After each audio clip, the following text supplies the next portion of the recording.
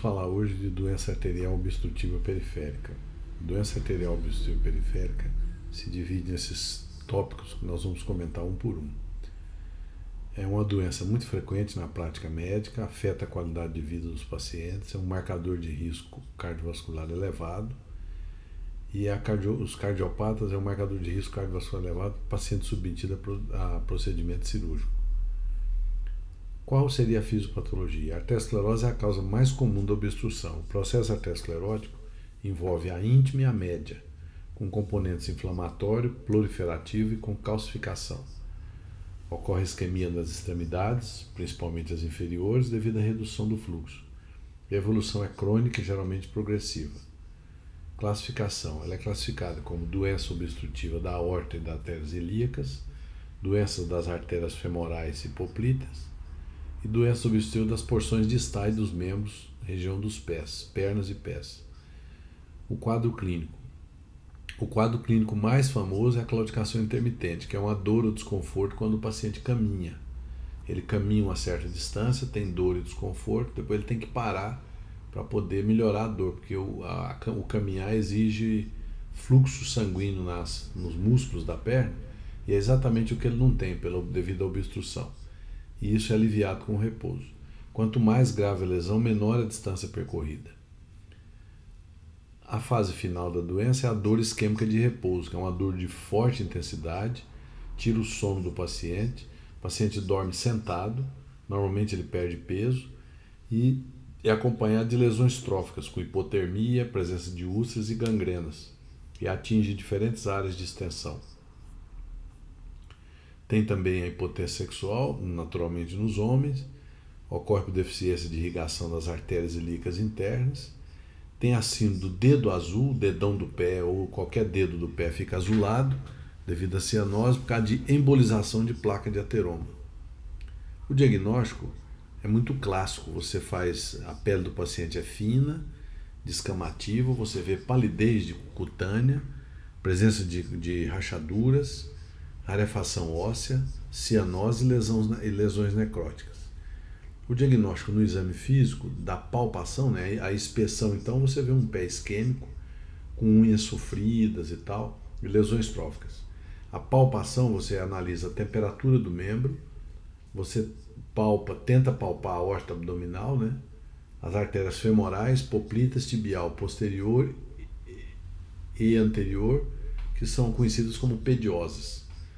E você detecta aí a diminuição ou a ausência do pulso. E eles gostam de classificar o pulso em cruzes, por exemplo, um pulso fraquinho é uma cruz, um pulso normal é 4 cruzes. O outro diagnóstico é a palpação, você tenta sentir o frêmito quando tem um comprometimento, uma obstrução importante, principalmente na femoral, você consegue palpar o frêmito. A ausculta, você pode ouvir um sopro audível na artéria quando há uma estenose importante. O exame físico, então 2 testes, palidez de elevação, você deixa a perna elevada por 2 minutos a 45 graus, ou você põe hiperemia reativa, depois que você deixa elevada, você coloca as pernas do paciente para baixo e ocorre uma hiperemia reativa, que será tanto mais intensa quanto maior o grau da isquemia. A perna fica, os pés principalmente ficam bem vermelhos. O outro teste é o teste da caminhada. Se você tiver oportunidade de colocar o paciente para caminhar no plano, né, normalmente em ambulatórios isso não é possível, né, mas você pode fazer na esteira também, essa esteira que faz o teste ergométrico, você dá certinho o espaço que ele está conseguindo andar, ou se você tiver uma área aberta, plana, você põe o paciente para andar até ele sentir a primeira dor, que é a dor da claudicação. Quanto menor a distância percorrida, mais claudicação. O diagnóstico complementar, os exames complementares, o diagnóstico da doença arterial obstrutiva periférica é clínico. Os exames complementares apenas dimensionam e localizam a doença, que são os exames de imagem. Os laboratoriais, a dislipidemia e o diabetes, que acompanham a doença normalmente. E o ultrassom é o exame não invasivo de baixo custo, que auxilia muito no diagnóstico. Então, no diagnóstico, o exame complementar, a angiografia é o exame que dá maiores informações, porque ela define o local e a extensão da obstrução, avalia o estado da circulação colateral. É um exame invasivo e deve ser indicado apenas para programação cirúrgica. Um paciente só com claudicação simples, você não faz a arteriografia. A angiografia, então, tem 3 técnicas. Você pode fazer a ortografia por cateterismo, que é o mesmo que faz quando você vai fazer a cineangiocoronariografia das coronárias, ou você pode fazer a angiografia por subtração digital, que é a angiotomografia ou a angiorressonância. Hoje, quando você vai fazer algum procedimento, o ideal é você pedir logo um cateterismo, que aí você tem uma ideia. Então, o emprego de cada técnica depende da aparelhagem disponível.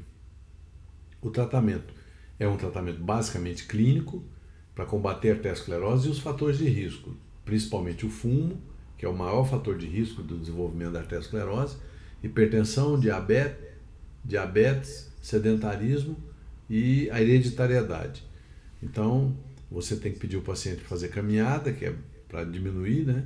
E o controle dos fatores de risco, nós já citamos anteriormente, tabagismo, diabetes, hipertensão, dislipidemia, obesidade e o sedentarismo.